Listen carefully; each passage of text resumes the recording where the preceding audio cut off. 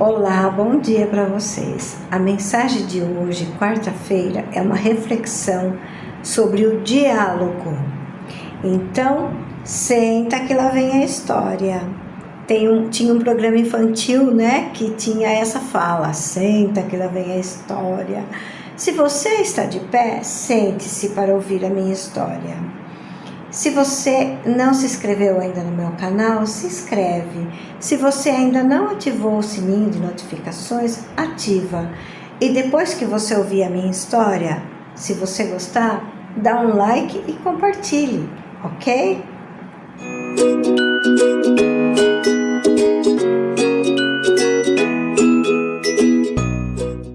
Certa vez, um jovem, aos 20 anos de idade, com um pai muito rico, porém muito honesto e religioso,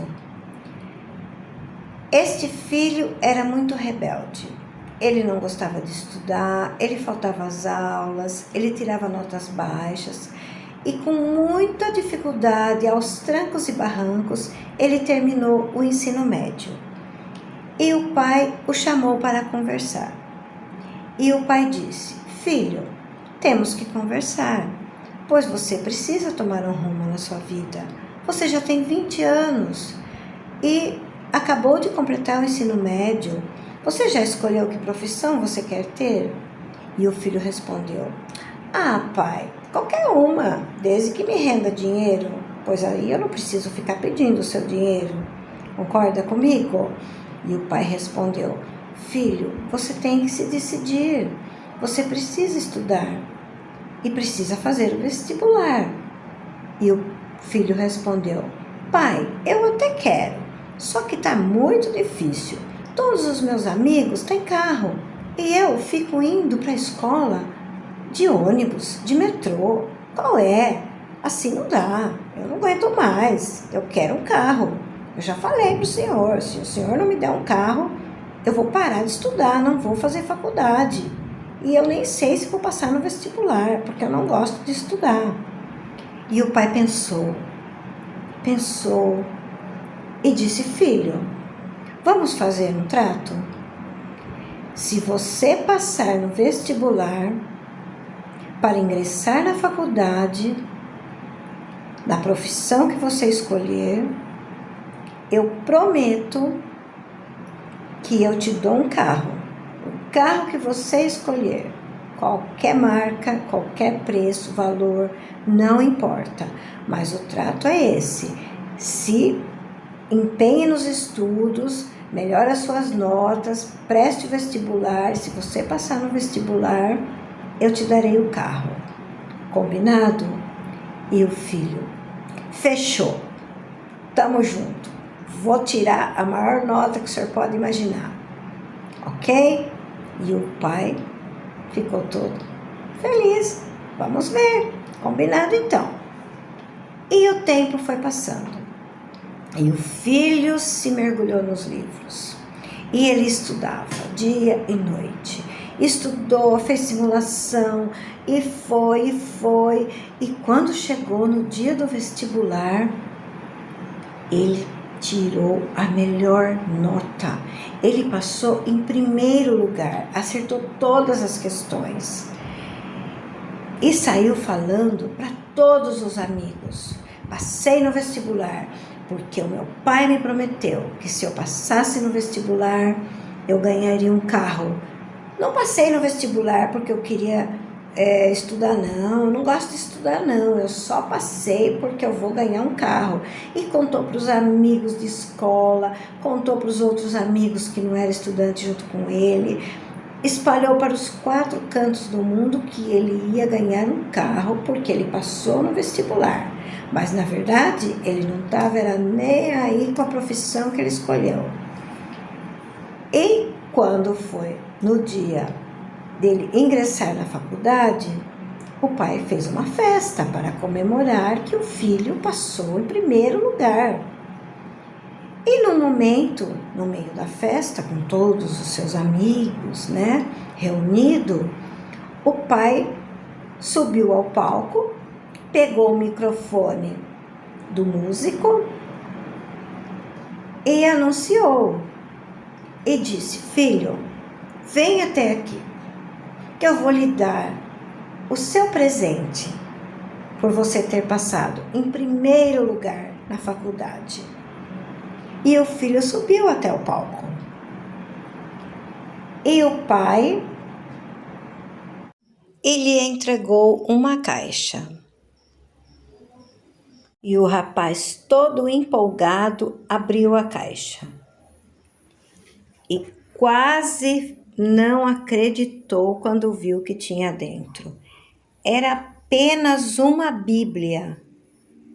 Ele se sentiu tão humilhado, tão rebaixado, e pensou: meu Deus, eu contei para todo mundo que eu ia ganhar um carro.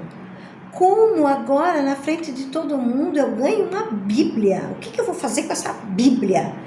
E ficou tão revoltado, atirou a Bíblia longe e saiu correndo e foi embora da festa. E não voltou. No dia seguinte, ele pediu para um amigo vir para a casa do pai dele buscar as roupas dele. E o amigo veio, pegou as roupas, levou embora e ele nunca mais voltou.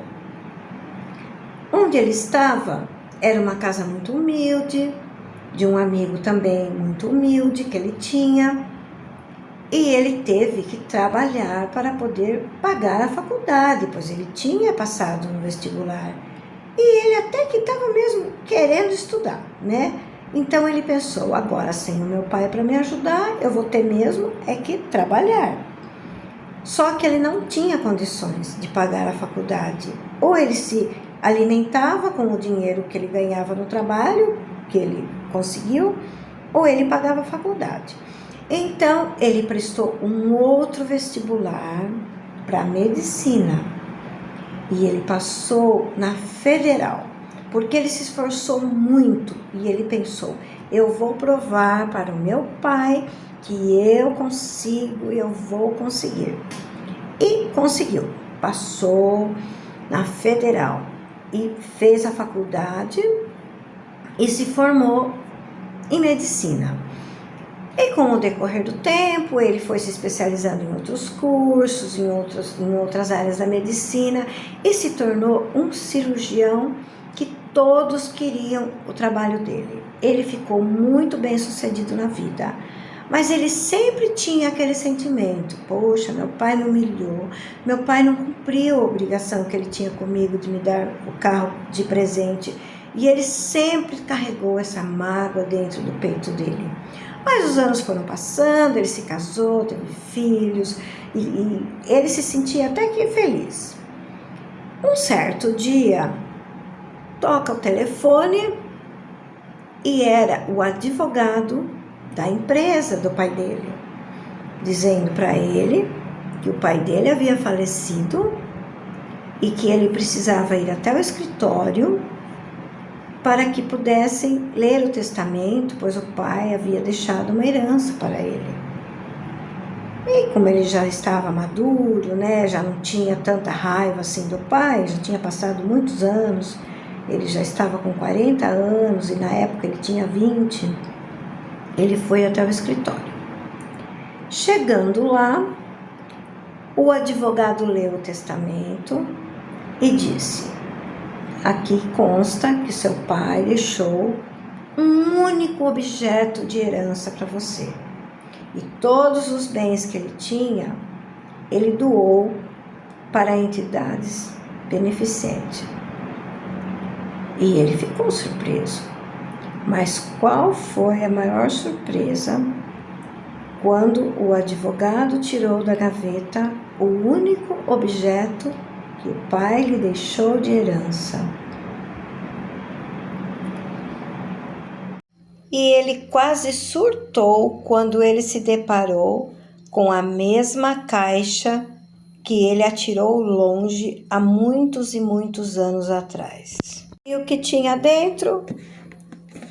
Ele abriu para conferir. Talvez fosse algum documento, de alguma escritura, de algum imóvel que o pai teria deixado para ele. Era de novo a mesma Bíblia e ele pensou: eu não acredito. Até depois de morto, o meu pai insiste para que eu fique com essa Bíblia? O que será que essa Bíblia tem de tão interessante? Só que dessa vez ele não atirou a Bíblia longe, como da primeira vez. Ele resolveu pegar para ver o que tinha de tão interessante essa Bíblia que o seu pai tanto insistiu até depois de morto para que ele ficasse com a Bíblia. E ao pegar a Bíblia, ele notou que tinha um bilhete embaixo. E o bilhete dizia: meu filho, parabéns pela conquista. Estou muito orgulhoso de você. Aceite essa Bíblia como prova do meu amor. E o cheque em branco é para você comprar o carro dos seus sonhos. Te amo.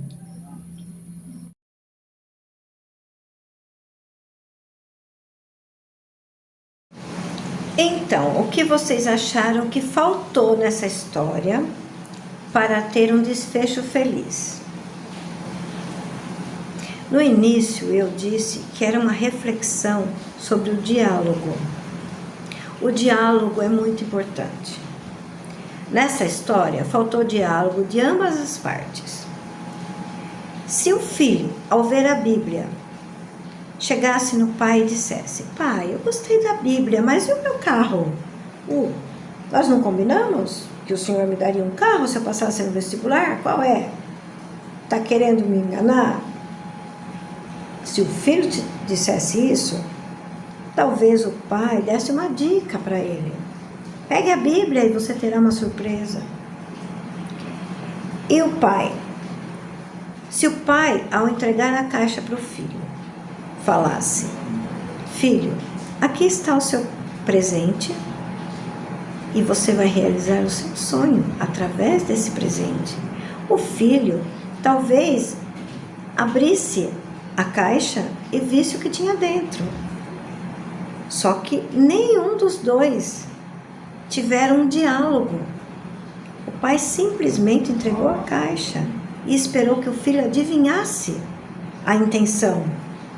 A intenção dele foi boa, foi a melhor. Só que não deu certo e causou anos e anos de sofrimento.